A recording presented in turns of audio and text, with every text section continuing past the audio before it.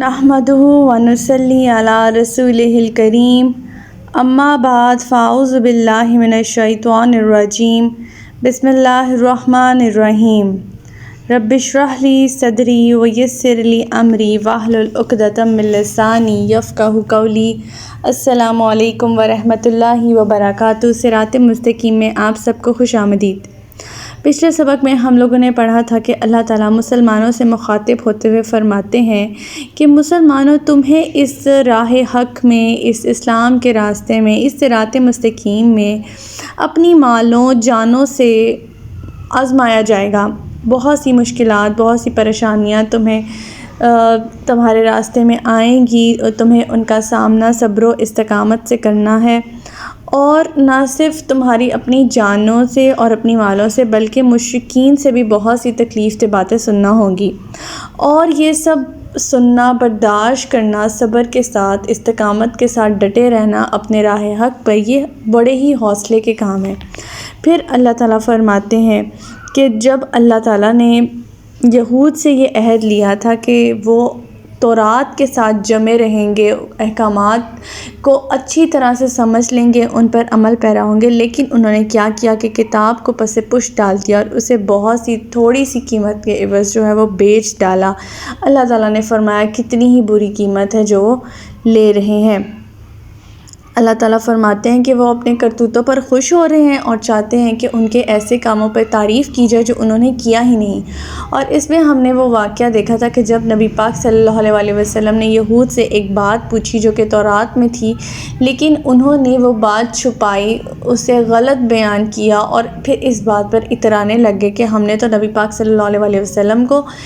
بات بتا دی ہے، حالانکہ انہوں نے جھوٹی بات بتائی تھی۔ اب اگر ان کا یہ گمان ہے کہ ان کی اس بات پر تعریف کی جائے تو اللہ تعالیٰ فرماتے ہیں کہ ہرگز ایسا نہیں ہوگا، بلکہ انہیں آخرت میں عذاب دوزخ سے دوچار ہونا پڑے گا، اور وہ دردناک عذاب ہے۔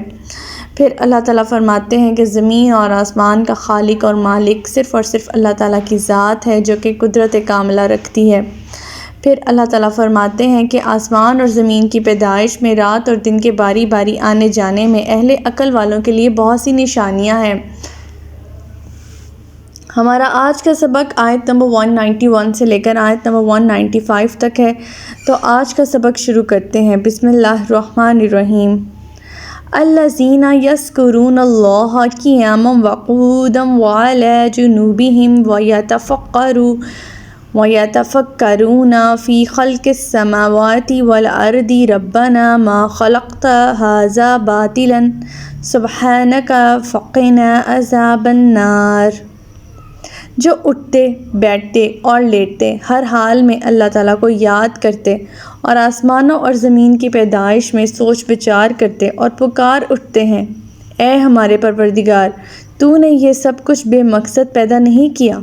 تیری ذات اس سے پاک ہے، پس اے پروردگار ہمیں دوزخ کے عذاب سے بچا لے۔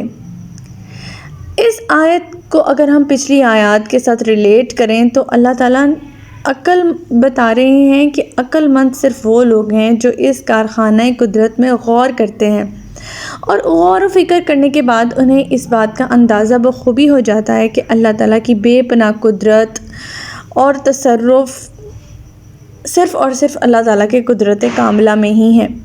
اب اس اعتراف کا نتیجہ کیا نکلتا ہے کہ ان کے روح میں، ان کے بدن میں، ان کی زبان پہ، ان کے افکار میں، ان کی سوچ میں، ان کے اعمال میں اللہ تعالیٰ کی حمد و ثنا شامل ہو جاتی ہے۔ ہر حال میں وہ اللہ تعالیٰ کا ذکر کرتے ہیں، اس کی عظمت کا اعتراف کرتے ہیں۔ لیکن جو لوگ اس کارخانہ قدرت میں غور و فکر کرنے کے بعد اس نتیجے پر پہنچیں کہ یہ تو بس ایسے ہی سب کچھ بن گیا ہے، اللہ کی ذات تو نعوذ باللہ کوئی ذات نہیں ہے، تو پھر ایسے ہی لوگ بے وقوف ہیں۔ اس کائنات کے نظام میں غور و فکر کرنے سے اہل عقل پر یہ حقیقت بھی ظاہر ہو جاتی ہے کہ اس کائنات میں ایک انسان ہی ایسی مخلوق ہے جسے عقل اور تمیز عطا کی گئی ہے۔ اللہ تعالیٰ نے اسے تصرف کے بھی کچھ اختیارات دیے ہیں، اور اخلاقی حسن بھی شامل ہے اس کی صفت۔ لہٰذا یہ بات سراسر عقل اور حکمت کے خلاف ہے کہ اس سے اس کی دنیا کی زندگی کے بارے میں پاس پرس نہ ہوگی، کیونکہ عقل سمجھ سب کچھ اللہ تعالیٰ نے اسے دیا ہوا ہے۔ اسے نیکی کرنے پر جزا ملے گی، بدی کرنے پر سزا ملے گی۔ اگر نیکی کرنے پر جزا سزا نہیں ملے گی تو یہ تو ہماری عقل ہی اس بات کو تسلیم نہیں کرتی، کیونکہ ہم دیکھتے ہیں کہ ایک انسان عمر مرد ظلم و ستم سہتا رہتا ہے، لوگوں کو بھی پریشان کرتا ہے، خود بھی پریشان ہوتا ہے، کچھ لوگوں کے حقوق غصب ہو جاتے ہیں، کچھ لوگ کسی کے حقوق چھین لیتے ہیں، لیکن کیا انہیں پوری زندگی اگر سزا نہیں ملے گی تو یہ تو ناانصافی ہوگی۔ اس لیے ان آیات میں عقیدہ آخرت پہ بہت زیادہ فورس کیا گیا، اور ایک طرح سے ہمیں یہ بات سمجھنے کو ملتی ہے کہ اخروی زندگی جو ہے اس کا بہت بڑا امپیکٹ ہے اور اس کا ہونا کتنا ضروری تھا۔ اب اگر ہم دیکھیں کہ باطل کی ضد جو ہے وہ حق ہے، اور جس طرح حق کا لفظ جو ہے وہ بہت وسیع ہے، اسی طرح باطل کے بھی بہت سے معنی نکلتے ہیں، مثلا جھوٹ، جھوٹی بات، بہتان، بیکار، بے مقصد بات۔ اس آیت میں یہ بھی بتایا جا رہا ہے کہ یہ کائنات بے مقصد پیدا نہیں کی گئی، جیسے کہ کچھ مادہ پرستوں میٹیریلسٹک لوگوں کا خیال ہے کہ یہ تو بس ایک بگ بینگ تھیوری جو تھی، ایک جھٹکے کی صورت میں سب کچھ آ گیا ہے۔ ایسا ہرگز نہیں ہے، اس کائنات کی تخلیق کے پیچھے ایک مقصد ہے۔ اللہ تعالیٰ یہ بتا رہے ہیں کہ پوری کائنات،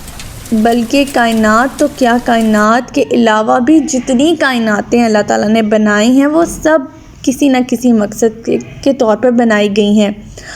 اور ہم قرآن پاک میں دیکھیں گے کافی مقامات پر اللہ تعالیٰ نے خود اس بات کو ہمارے تک پہنچایا ہے کہ ایسے ہی نہیں بنا دیے گئے زمین اور آسمان، ان کی پیدائش میں اللہ تعالیٰ کی بہت بڑی نشانیاں ہیں۔ اللہ تعالیٰ اس چیز سے بالکل پاک ہے کہ وہ کوئی بے مقصد چیز بنا دے۔ اب اگلا سوال یہ ہے کہ انسان کی زندگی کا مقصد کیا ہے؟ یعنی اللہ تعالیٰ قرآن پاک میں کافی مقامات پر خود ہی اس کا جواب دے دیتے ہیں کہ میں نے جنوں اور انسانوں کو پیدا ہی اس لیے کیا ہے کہ وہ میری عبادت کریں۔ آیت نمبر 192، ربنا انک من تدخل النار فقد اخزیتہ وما للظالمین من انصار، کیونکہ جسے تو نے دوزخ میں ڈالا تو گویا اسے بڑی رسوائی میں ڈال دیا، اور وہ وہاں ظالموں کا کوئی مددگار بھی نہ ہوگا۔ یعنی دوزخ کا عذاب جو ہے اس کی اللہ تعالیٰ ایسنس بتا رہے ہیں کہ وہ رسوا کرنے والا عذاب ہے۔ اب دنیا میں ہم کتنا ڈرتے ہیں رسوائی سے، لیکن آخرت میں ذلت اور رسوائی، صرف عذاب ہی نہیں آ رہا ہوگا بلکہ ذلت اور رسوائی بھی ساتھ مل رہی ہوگی۔ اللہم لا تجعلنا منہم، اللہم اجرنا من النار، اللہ پاک ہمارے گناہوں کو معاف فرمائے اور ہمیں ہدایت دے۔ آیت نمبر 193، ربنا اننا سمعنا منادیا ینادی للایمان ان آمنوا بربکم فآمنا ربنا فاغفر لنا ذنوبنا وکفر عنا سیئاتنا وتوفنا مع الابرار۔ اے ہمارے پروردگار، ہم نے ایک پکارنے والے کو سنا جو ایمان کی طرف دعوت دیتا اور کہتا تھا کہ اپنے رب پر ایمان لاؤ، تو ہم ایمان لے آئے، بس ہمارے گناہ معاف کر اور ہماری برائیاں دور فرما اور ہمیں نیک لوگوں کے ساتھ موت دے۔ اللہ تعالیٰ یہاں ایک بہت ہی خوبصورت دعا ہمیں سکھا رہے ہیں۔ پکارنے والے سے کیا مراد ہے؟ اس آیت میں پکارنے والے سے مراد اللہ تعالیٰ کے پیغمبر ہیں جو وحی الہی کی روشنی میں انسانوں کی رہنمائی کرتے ہیں۔ یہ اللہ تعالیٰ کی خاص مہربانی ہے کہ اللہ تعالیٰ نے اپنے رسولوں کو بھیج کر کتابیں نازل کر کے سب کچھ جو ہے وہ انسان کو بتا دیا ہے کہ کائنات میں اس کا صحیح مقام کیا ہے، اشرف المخلوقات ہے، کوئی بھی چیز ایسے ہی بے مقصد پیدا نہیں کی گئی،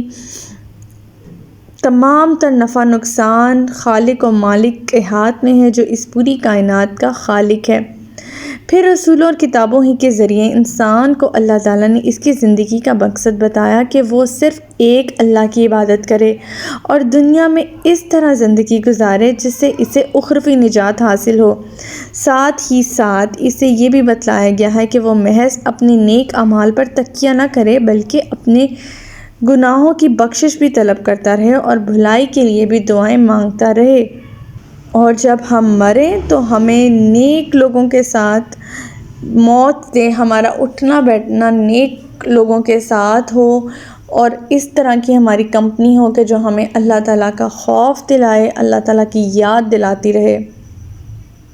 کیونکہ ایسی کمپنی بھی ایک طرح سے اللہ تعالیٰ کی بہت بڑی نعمت ہوتی ہے۔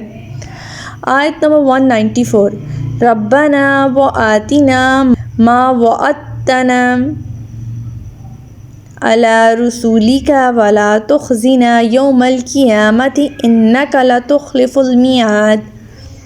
اے ہمارے رب، تو نے اپنے رسولوں کی زبان پر ہم سے جو وعدہ کیا ہے وہ پورا فرما، اور قیامت کے دن ہمیں رسوا نہ کرنا، بے شک تو اپنے وعدے کی خلاف ورزی نہیں کرتا۔ یعنی اللہ تعالیٰ مزید دعا کو کنٹینیو کرتے ہوئے فرماتے ہیں کہ اللہ تعالیٰ سے وہ دعا مانگتے ہیں کہ ہمیں ان وعدوں کا مصادق بنا دے جو تو نے اپنے رسولوں کے ذریعے ہم سے کیے ہیں۔ اور وعدے کیا ہیں کہ جو اللہ تعالیٰ کی اطاعت کرے گا، اللہ کے رسول کی اطاعت کرے گا، دنیا کی زندگی اس طرح سے گزارے گا جیسے اللہ تعالیٰ نے احکامات دیے ہیں، تو اللہ تعالیٰ نے اس سے جنت کا وعدہ کیا ہے۔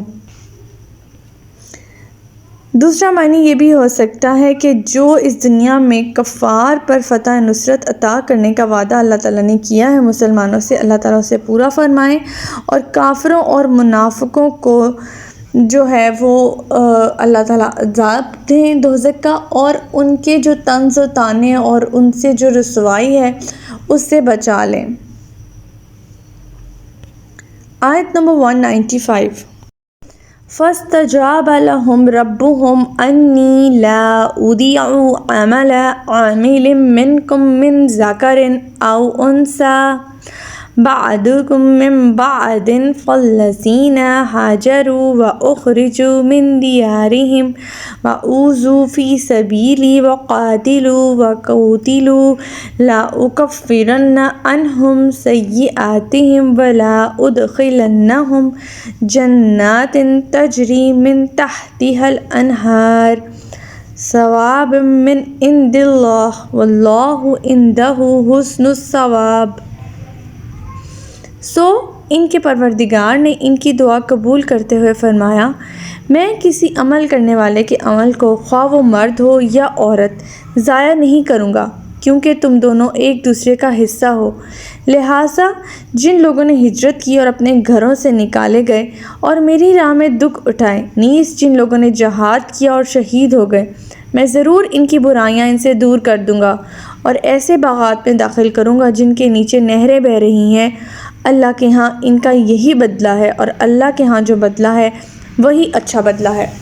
اب اس آیت میں اللہ تعالیٰ ان دعاؤں کا جواب دیتے ہوئے کیا فرما رہے ہیں؟ کتنی